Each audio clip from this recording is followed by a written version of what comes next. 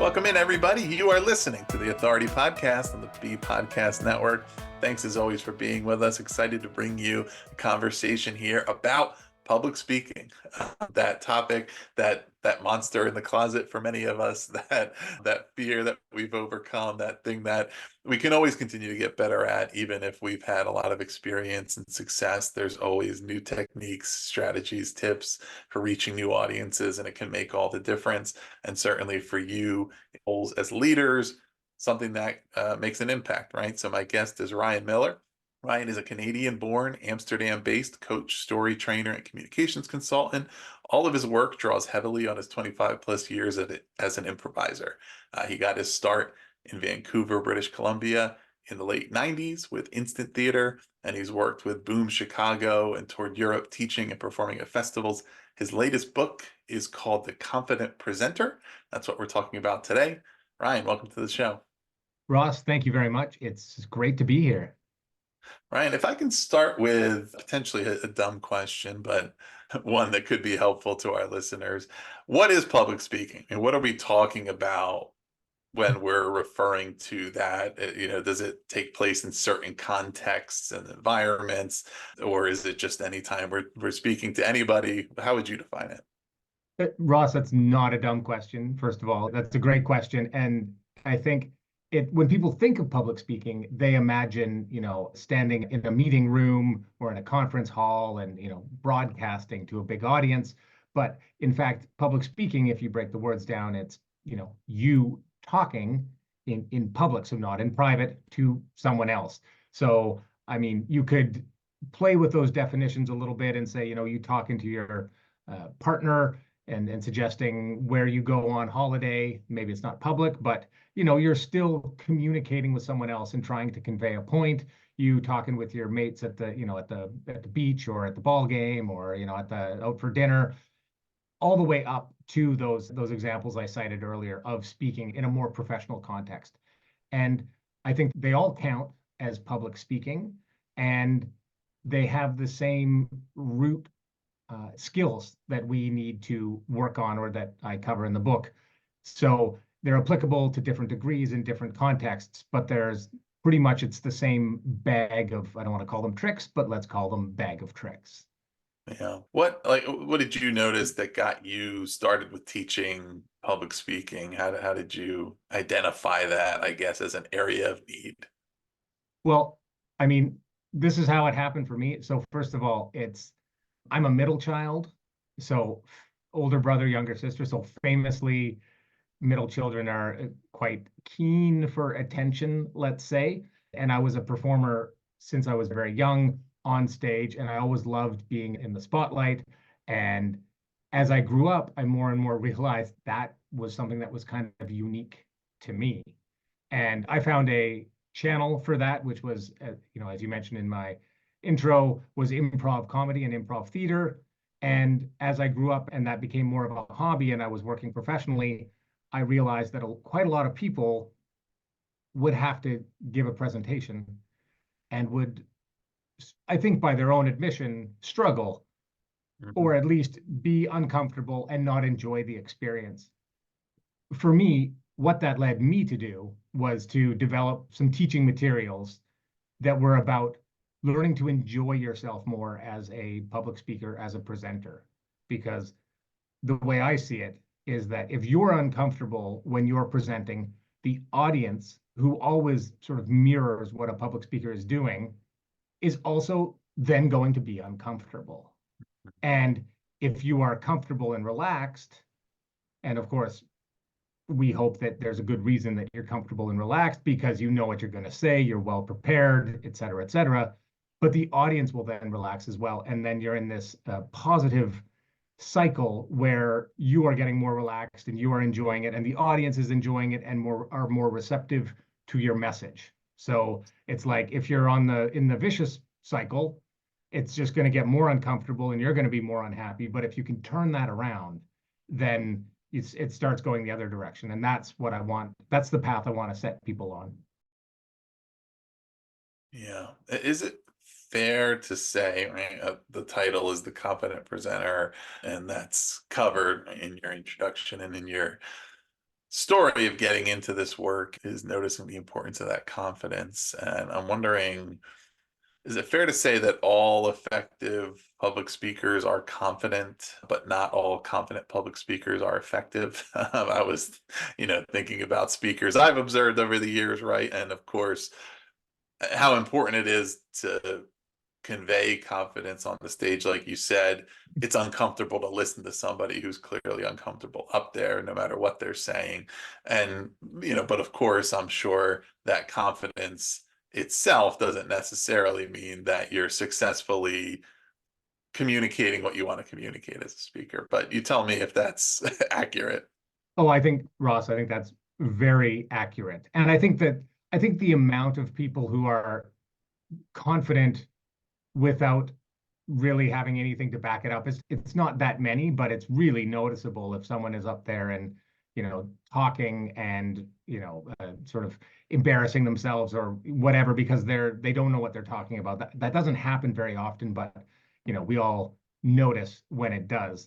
I think it's much more common that people who, in fact, should be very confident because they know all of the material. It's someone who's written their PhD on something, and then they get up and they have their face buried in their notes, or, they're hiding behind the lectern.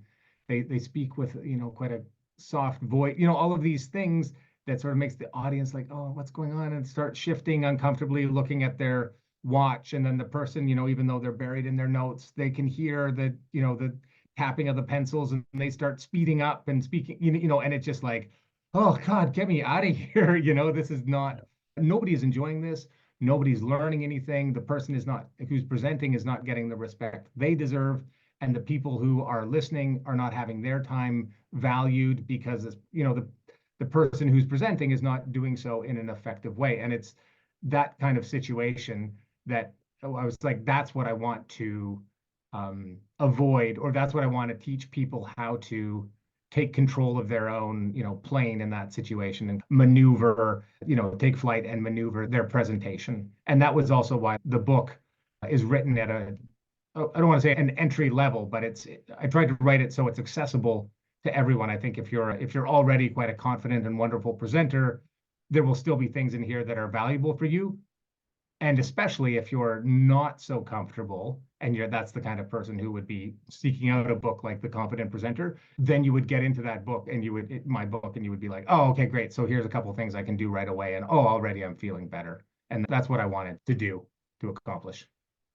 Yeah, and I think part of what you just referenced brings up point react versus adapt to the audience, right? You mentioned sort of that reaction of, okay, it seems like they're bored. Let me speed up, and that maybe physiological response we may have if we're already nervous to say, let me just hurry up and get out of here. Yeah. Versus, I'm sure, and in different types of public speaking, at least, there can certainly be a more positive way of gauging audience response. Okay, I'm 5 minutes into this. Do I seem to have them interested and engaged? What's happening next? And it's making me wonder, one, I think part of it is maybe exploring what that connection is between improv and public speaking, and two things that at least what they have in common is that you have an audience, right? But there's other things where people may not necessarily think that they're the same.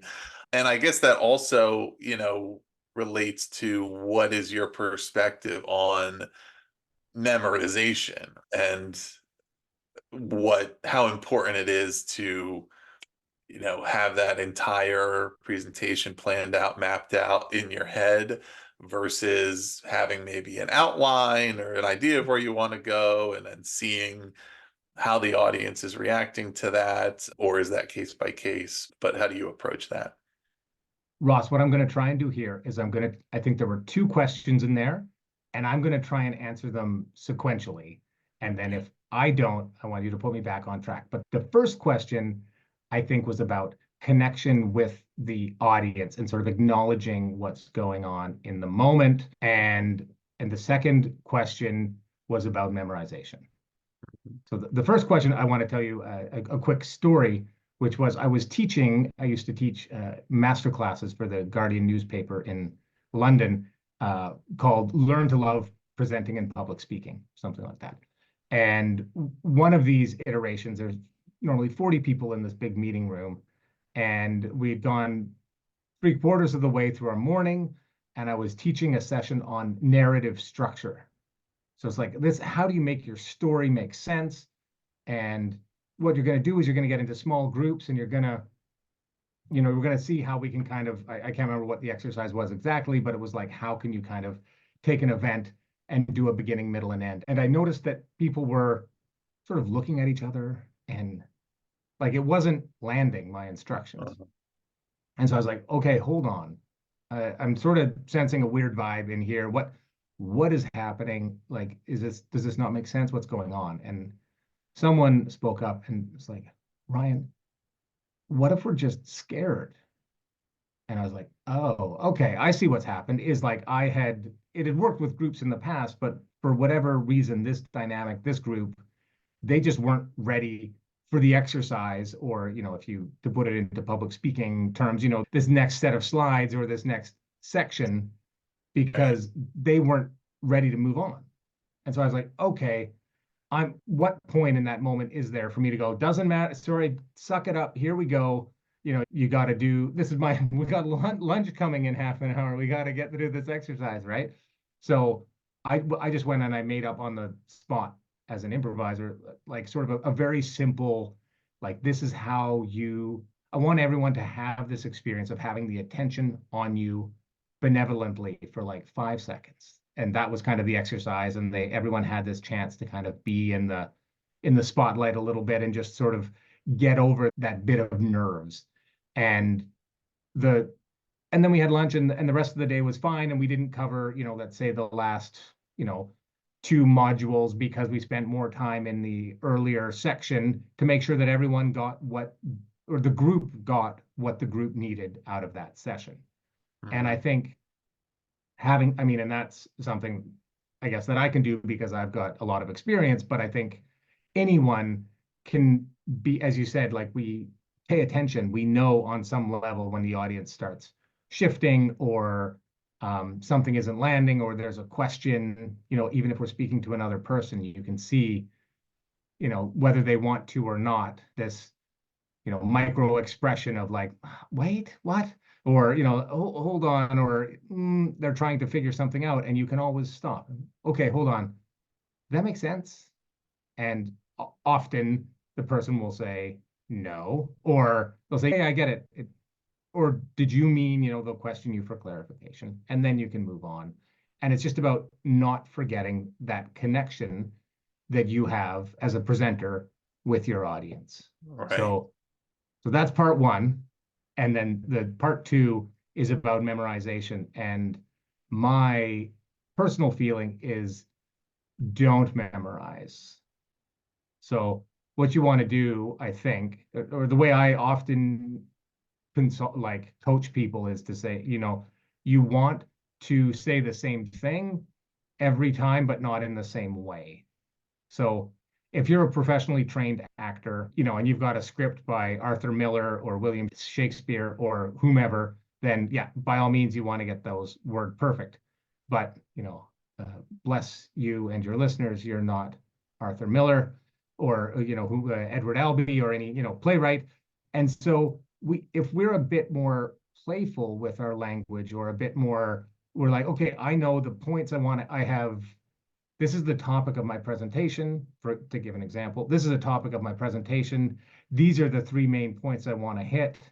And here's a couple supporting points for each of those main points that all support my main point. Then you need to know what all of those items are, but you don't need to neither memorize nor read them out. And I think that's the main thing. And I have a tip for how people can get better at knowing what they're going to say, but not memorizing, which is, if people use speaker notes, if we're talking about using, PowerPoint or Google Slides or whatever, and you're using speaker notes, and even for your slides, I would say right up until maybe even the day before, or even the morning of, you can tweak those components. So I think when stuff gets set in stone, if it's like, oh, I've got a presentation in 2 weeks, my slides are done, then there's this kind of over preparation that can happen where it gets too wooden because we just recite it, and then we can kind of recite it in our sleep. And then when we have to present, we kind of do recite it in our sleep. But if you're like, oh, I need to change these words, or oh, I want to move something here or there, it keeps it keeps it from becoming stale. So Mhm. I find that to be a really good technique for not letting your information get too stale and also keeping it from getting memorized because it can go into your long-term memory, but it doesn't get locked in as like this word and this line follow the line before all the way from beginning to end. Yeah, I mean, I think certainly planning ahead, visualization, right?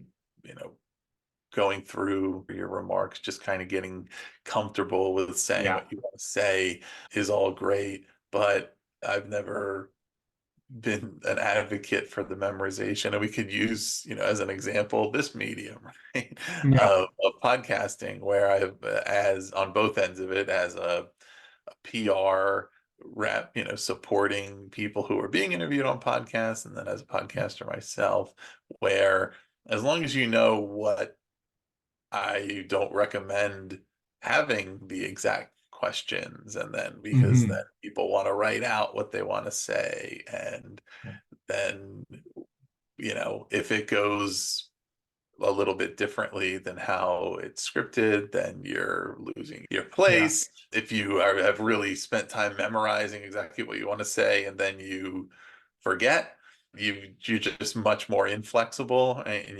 Yeah. that frustration, and it's harder to adjust versus just having some notes for yourself to say, oh yeah, I wanted to say something about this, and let me just think about what I want to say instead of worrying about exactly what were the words that I had, right? And so it often has the opposite effect of what Yeah. somebody wants it to have, which is if it doesn't go exactly according to plan, which rarely it will, then it just puts you in a spot where you're having a hard time recovering. So that relates to, I guess there's the planning versus the presentation slash, Mhm. the performance part. And how weighted, I guess, do you think each of those parts are to a public speaking engagement, a presentation that's ultimately successful, the planning of coming up with what you want to say and what are the ideas and all of that versus how you actually deliver it. Yeah, that's a great question. I'm thinking, though I haven't used this analogy before, but I'm thinking of the preparation as I'm thinking of it as like three dominoes Mhm. and preparation as the biggest domino, right? Like that's the one that will give you the momentum to carry through, the performance, the presentation and the performance.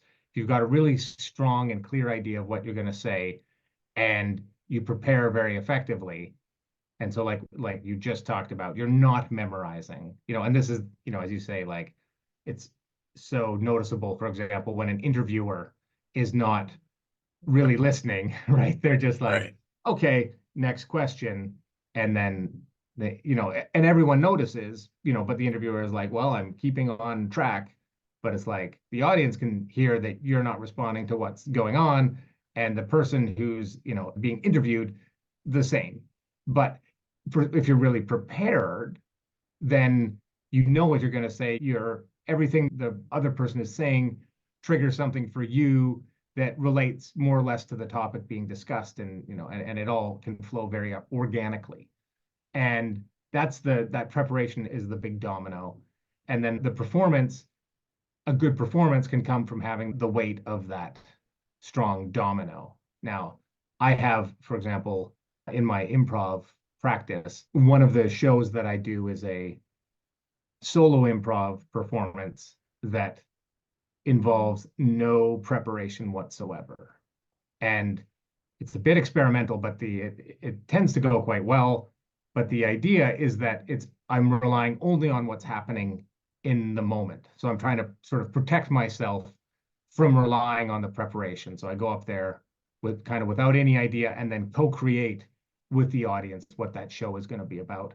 And that, tends to work very well, but not always. And that's part of the risk, part of the fun. But in general, I would say the more preparation you do, the better your outcome is going to be. And the example I use is Martin Short, the comedian, Yep. the actor Martin Short, Only Murders in the Building, Honey, I Shrunk the Kids, etc.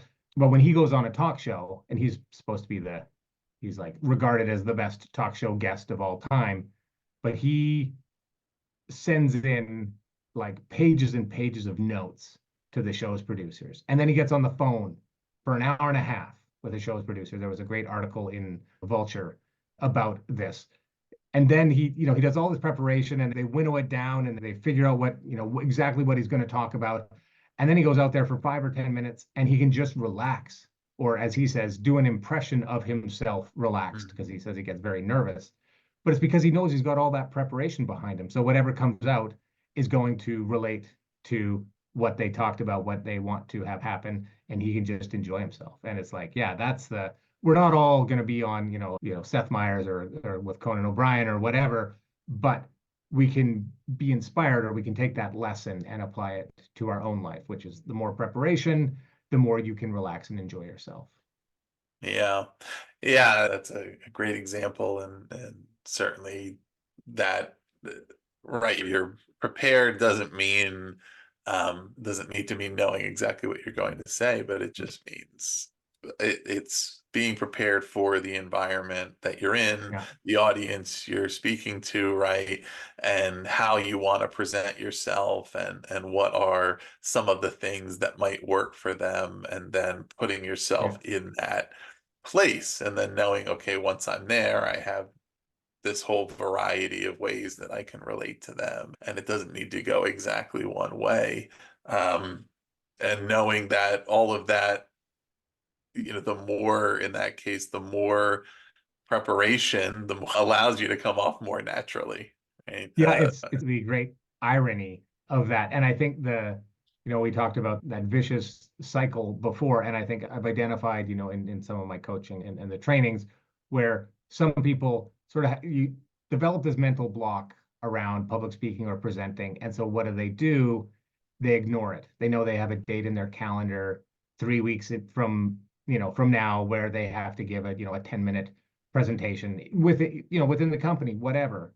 And they don't think about it, because when they think about it, it stresses them out. So they put it away and it sort of becomes this like gnawing dread.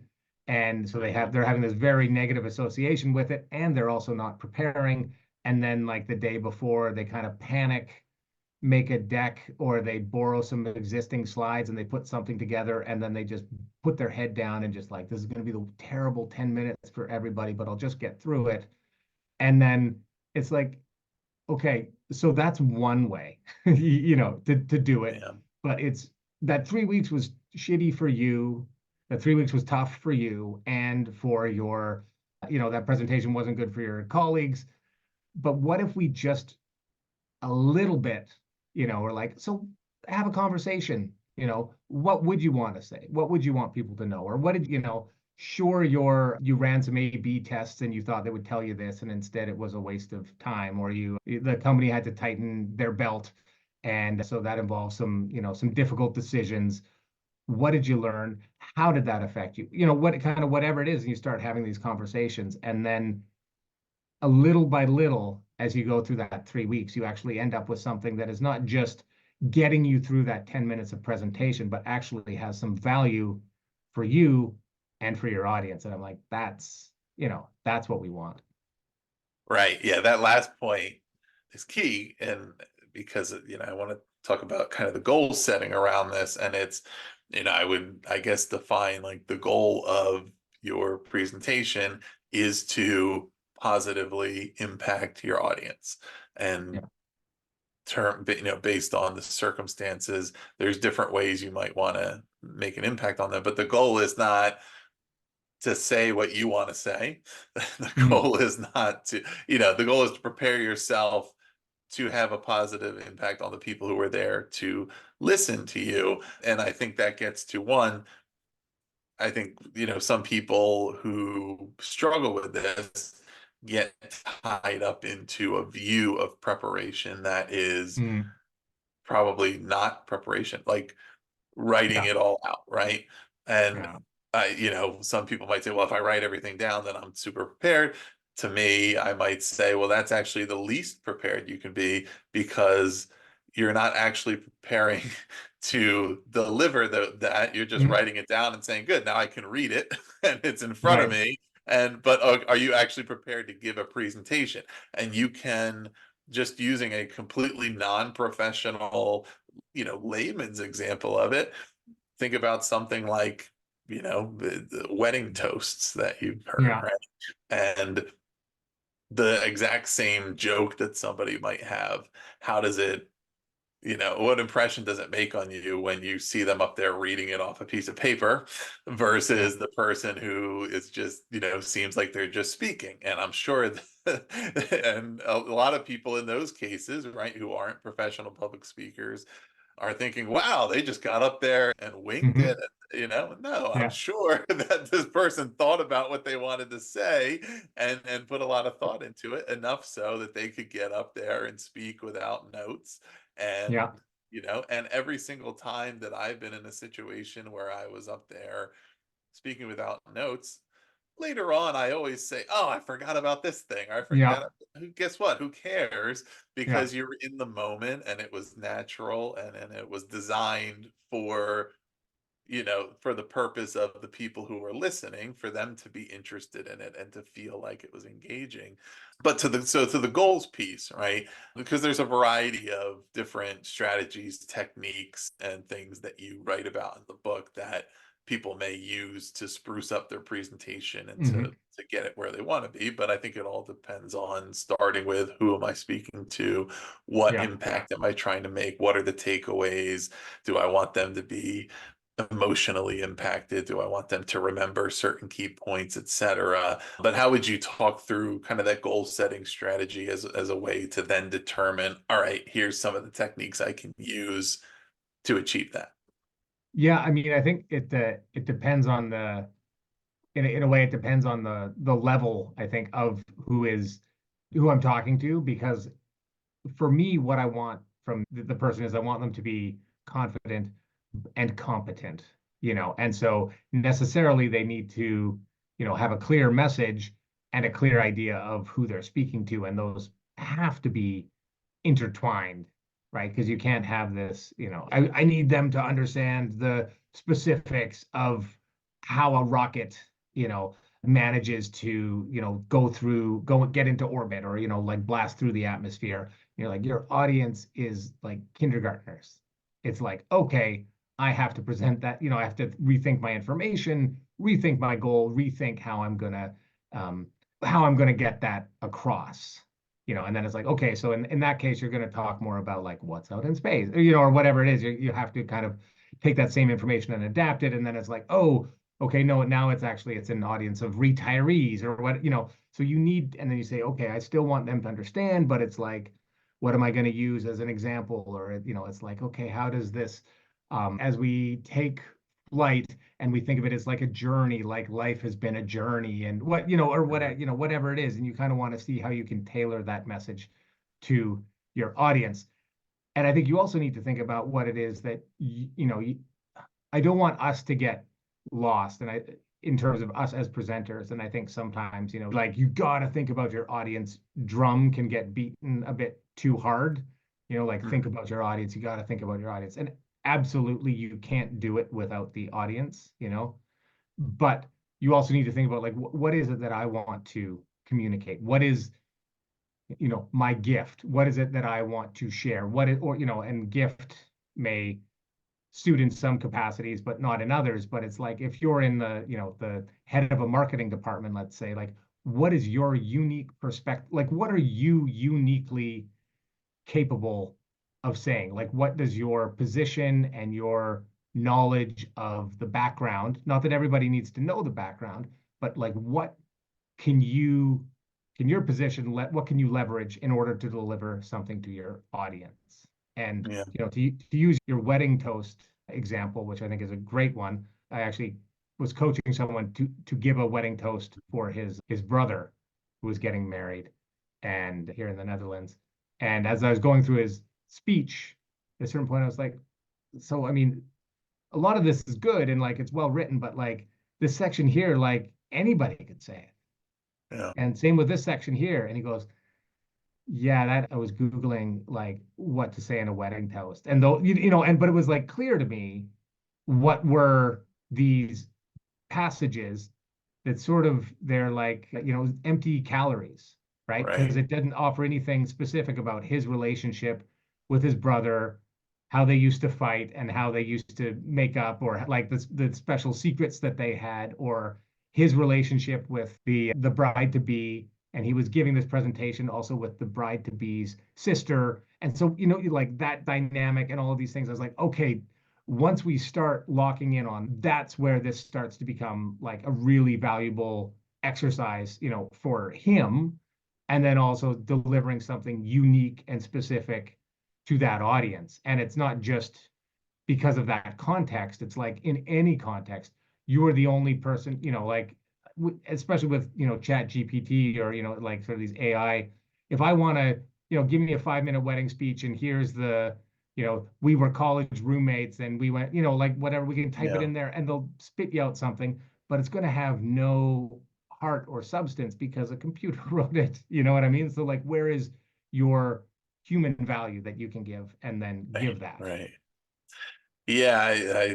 And there's so many of those things that people who are listening, they know, even if they can't quite put their finger on it, right? Yeah. The example you mentioned earlier about the like in the podcast like this, if I have my list of questions and I'm just Mm. going from one to the next, no matter what you say, or if you have written down exactly what you want to say, people who are not involved in podcast 100% be able to say, oh, this is exactly what's happening there, but they can just hear that it's just not engaging. There's just something Right. about this that's not interesting. Or the person who has a bunch of filler stuff in their speech Mm. that they could say to anybody, any place. There's a disengagement that takes place Yeah. during that part. That there's stuff that really takes you out of it, that you'd be better off trimming it down and saying, let's just Yeah. stick to the stuff that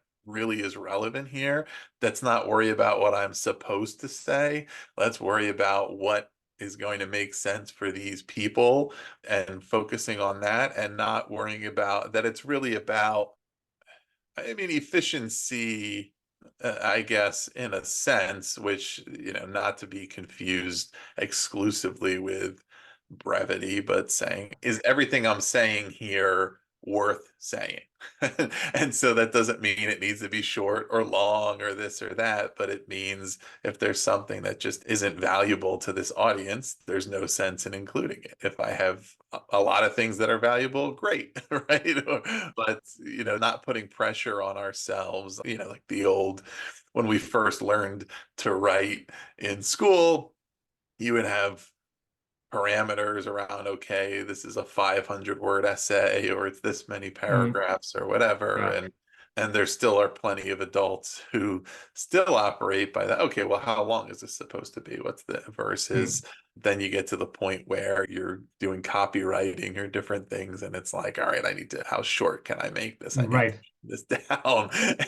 And realizing, okay, it's the economy of it, and the fact of I need to really ask the hard questions about what should be here and what shouldn't, and what am I, and if you're in a position where you're getting paid to give a speech somewhere, really being confident in what you are being paid for, right? Like Yeah. being confident in what your expertise and what your value is, and not thinking about it as I'm being paid to fill time, right? Right. And I'm being paid to give people something meaningful here.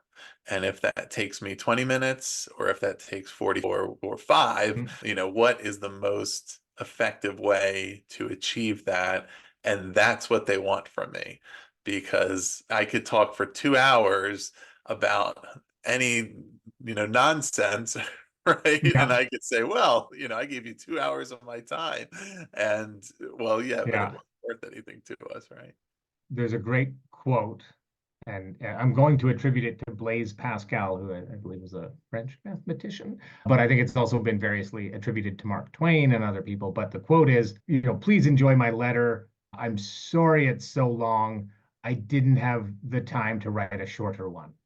Yeah. And I love that. And when I teach writing workshops, which I also do, which is about, getting to the point, I always bring this up when we talk about editing. And I'm saying, this is what has happened here is they've written presumably a great letter. I mean, a man of letters, a great writer, but they didn't have the time to go back and sharpen the point, And I think what you're talking about, with like the 20 minutes, 45 minutes, 2 hours, and it's like, it's not the amount of blah, blah, blah, like talking you're doing. It's the amount of, value or the amount of content and the amount of, it's like what you're giving.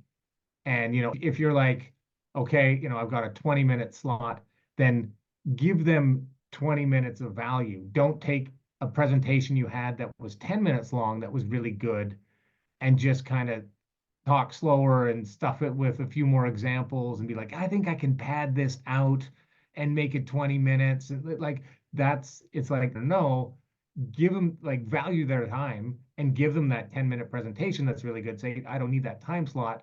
Or, take that and say, how else, where else can I, or it's not even what can I add to this? It's like, what can I, if I use this as a base, what can I add to it to make that time valuable? How can I make this a worthwhile 20-minute presentation? And PS, if that 20-minute presentation only ends up being, 18 minutes, that's great because nobody has ever complained that a presentation ran short.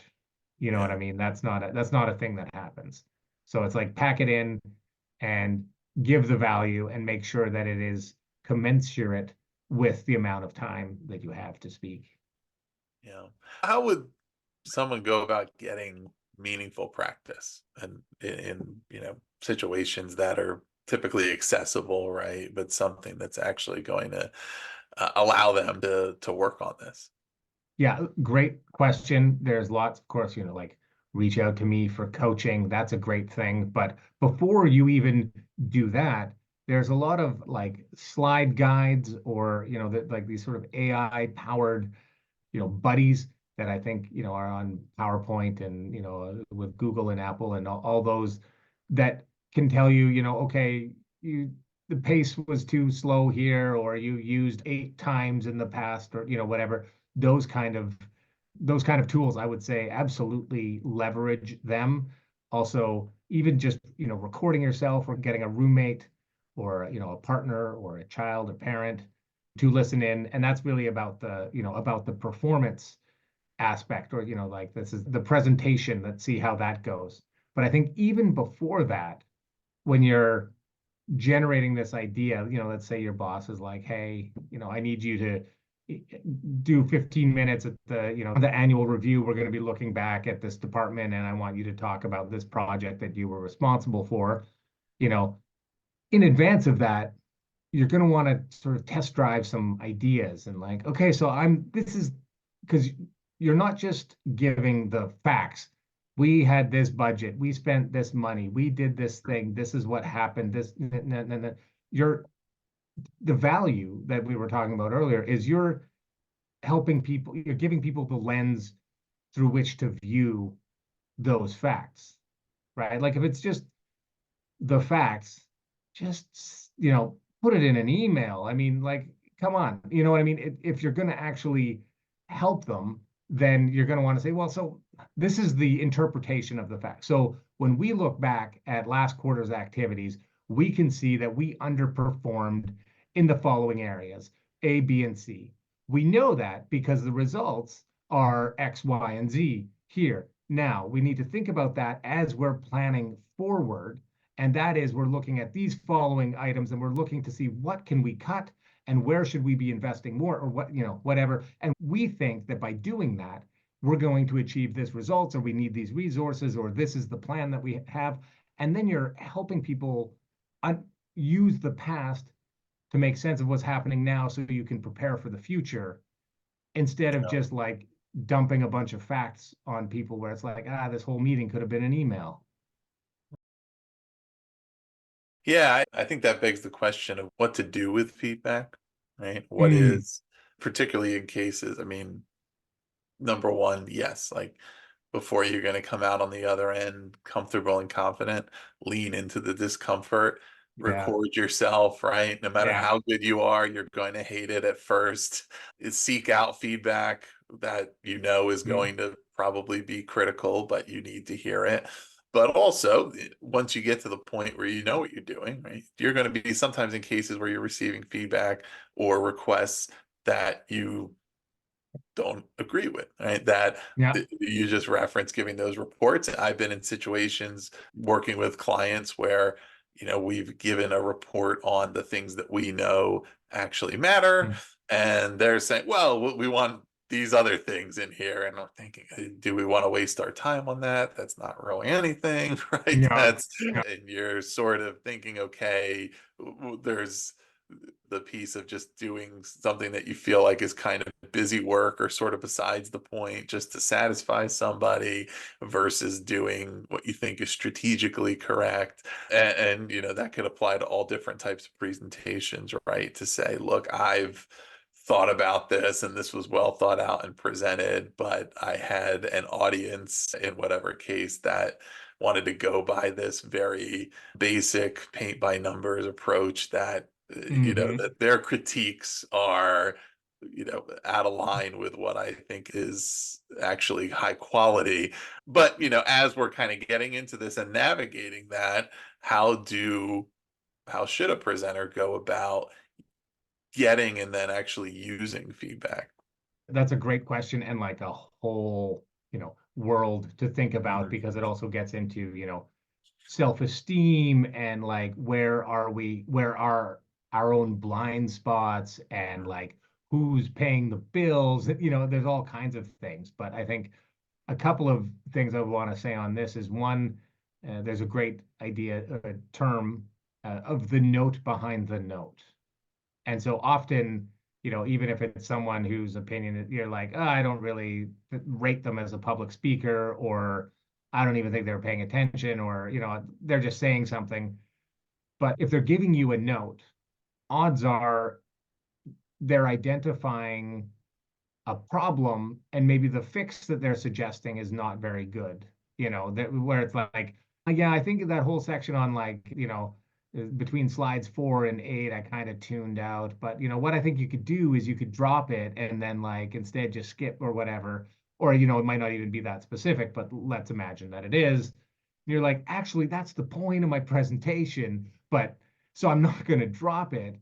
But what they're telling me is that there's something that needs work there because that isn't landing with my audience. So I think Right. that's like a really valuable thing to like if we can get into this mindset of like looking for feedback and encouraging it, we also need to keep this integrity around our own work and not just be like, oh, well, I'll just whatever they say, I'm just going to change it and do that because then we're totally lost, right? But it's Yeah. like, okay, I can evaluate those notes and take them on board and see that, oh, okay, a few people have mentioned this thing and I think they're missing the point. But if two people have mentioned, independently, I'm not delivering the point. You know what I mean? Mhm. They're missing it, and that's not on them, that's on me at that point. So what do I need to do to go back and fix it? So I Yeah. think that's kind of a really important thing. And then the other thing I wanted to say is when you talked about like clients or people, like this is how we do this is the slide templates we use, or like you've got 4 minutes to deliver like all, whatever this massive Sisyphean task of whatever. And you're like, well, it's 4 minutes. Like I only got 4 minutes. And the phrase that I use in my head is like, all I can do is all I can do.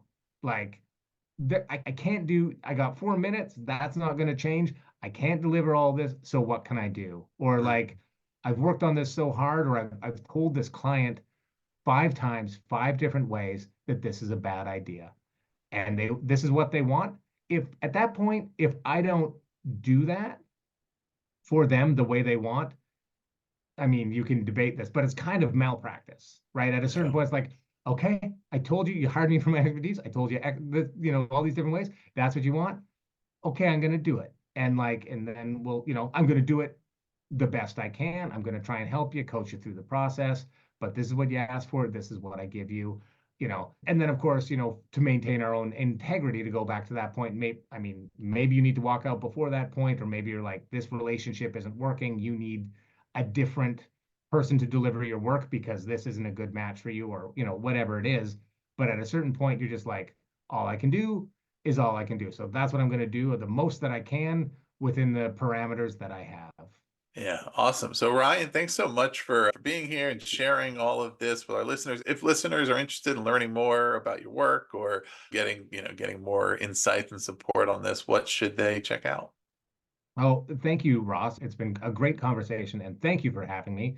And the two best places to find me, one is if you want my book, it's called The Confident Presenter, and it's on Amazon and also other bookstores. But my name is Ryan Millar.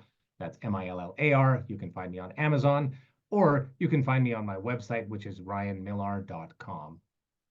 Excellent. Yeah, listeners, I will put the links below where you can learn more about Ryan and his book at his website. There's also a website, confidentpresenter.co, that you can check out. We'll put those links below and go to Amazon, wherever you get your books. The book is out there, The Confident Presenter. So we'll make that easy for you. Check all of that out.